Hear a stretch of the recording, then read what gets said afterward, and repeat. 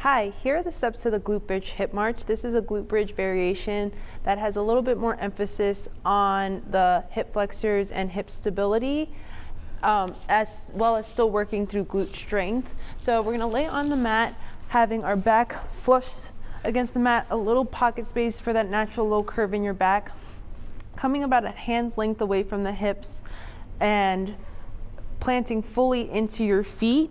You wanna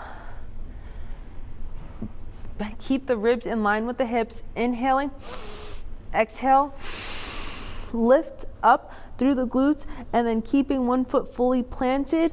March with the one leg, bringing it, you can bring it just like a little bit off the ground, an inch or two, or you can come even higher if you feel like you have more hip stability. Inhale back down, exhale, march, march.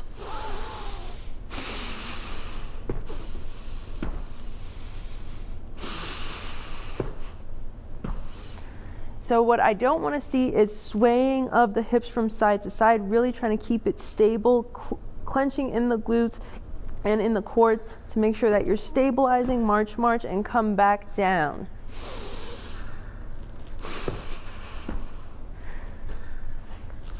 That is the Glute Bridge Hip March. Let me know what you think.